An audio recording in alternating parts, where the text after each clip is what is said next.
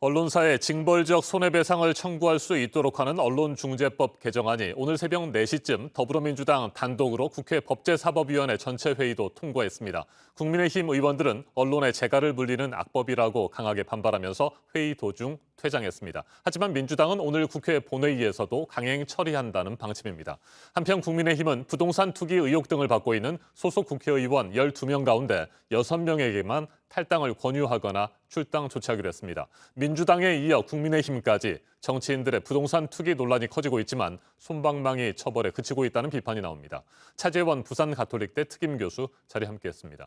어서 오십시오. 예, 안녕하세요. 네, 언론의 자유와 권력 등에 대한 감시 비판 기능을 심각하게 위축시킬 것이라는 지적을 받고 있습니다. 언론중재법 개정안, 민주당이 계속해서 강행 처리하고 있는데 야당에서는 이게 지금 언론의 재갈을 물리는 악법이다 네. 비판을 하고 있고요.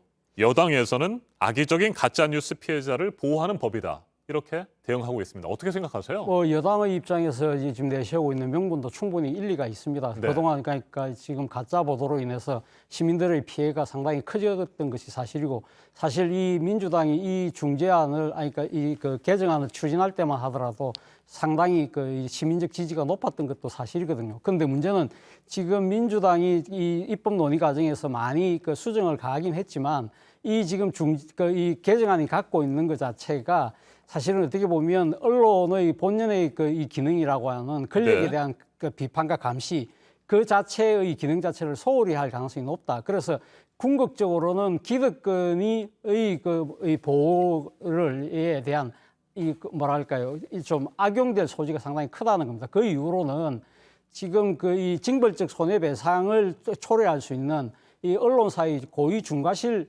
이 추정에 대한 조항이 너무 지나치게 자의적이라는 겁니다. 그렇기 때문에 이 지금 정치 권력이나 자본 권력이 상당히 악용할 가능성이 크다는 거죠. 물론 이 징벌적 손해 배상을 청구할 수 있는 대상에서 이 지금 고위공직자나 대기업은 네. 빠지긴 했습니다만, 그러나 고위공직자의 가족이라든지 퇴직공직자라든지 또 그 외에 사회적 영향력이 상당히 큰 사람들 같은 경우는 얼마든지 이 징벌적 손해배상을 남용할 가능성이 높다. 예를 들면 이 법이 실제화됐을 경우에는 사실 지난번 2016년도 때 JTBC가 보도했던 최순실 국정농단 사건과 같은 보도가 궁극적으로 차단될 가능성이 높다는 것이죠. 바로 그런 이유 때문에 사실 지금 야당뿐만 아니라 개혁적 시민단체 그리고 또 언론단체들도 일제히 지금 상당히 우려를 표하고 있는 것이거든요. 그렇다고 네. 한다면 여당 입장에서는 상당히 이 궁극적인 이 언론에 대한 이 침해가, 언론 자유에 대한 침해가 클 가능성이 높기 때문에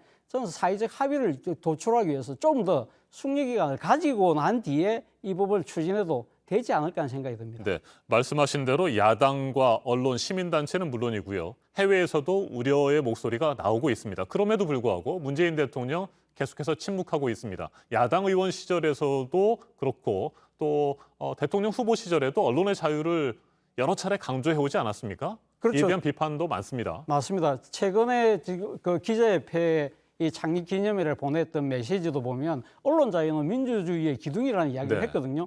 그럼에도 불구하고 그저께 국회에서 열린 국회 운영위에 출석했던 유영민 대통령 비서실장의 이야기에 아마 청와대의 속내가 좀 담겨 있지 않은가 생각이 드는데요. 언론 자유 못지않게 언론의 사회적 책임도 중요하다는 이야기를 했거든요.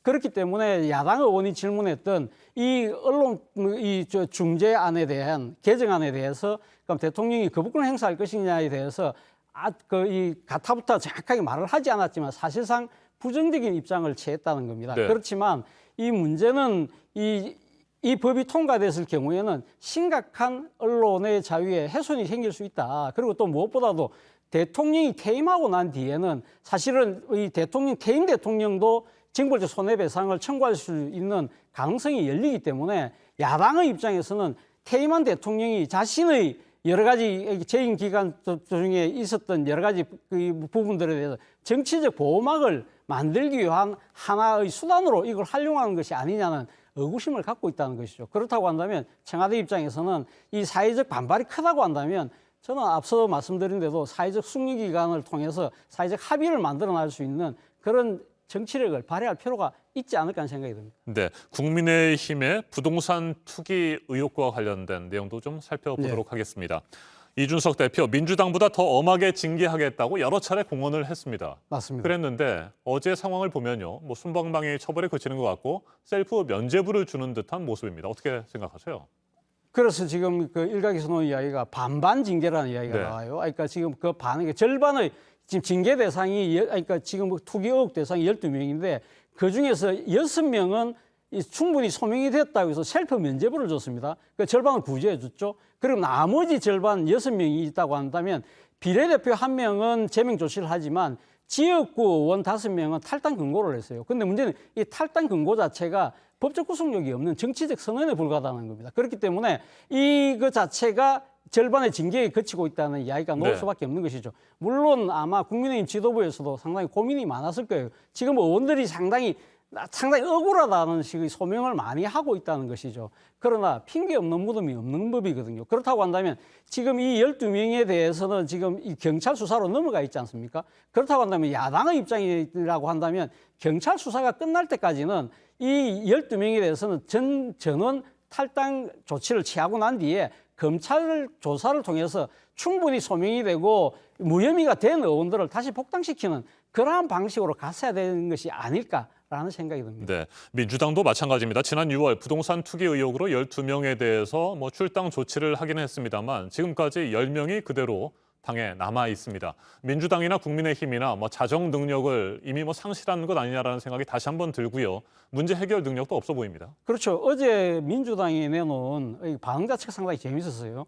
그러니까 국민의힘의 어제 이 셀프 제명, 셀프 구제 이런 부분들에 대해서 상당히 신속하게 잘했다는 식으로 이례적으로 극찬을 네. 했어요. 바로 그 이유는 앞서 말씀하신 것처럼 민주당도 약 3달 전에 권익위의 조사에서 12명의 의원의 투기 의혹이 불거졌지만 거기에 대한 조치 자체가 지금 미적하게 지금 처리되고 있기 때문에 그걸 의식한 것이 아닐까라는 생각이 든다는 것이죠. 당시 지금 이 비례대표 2명은 즉각 제명을 했습니다만 지역구 의원 10명에서 탈당 권유를 했거든요. 네. 그중에서 5명은 탈당계까지 제출했음에도 불구하고 이 10명에 대한 처리를 지금 미루고 있다는 겁니다. 그렇기 때문에 사실 일각에서는 탈당 권유 쇼를 한 것이 아닐까라는 이야기가 나올 정도로 민주당 입장에서도 말씀하신 것처럼 자정 능력에 상당한 문제가 있다는 비판이 이미 제기되어 왔던 터였습니다. 네, 정치권에 대한 실망과 불신 커질 수밖에 없는 상황인 것 같습니다. 오늘 여기까지 듣겠습니다. 차재원 부산 가톨릭대 특임 교수였습니다.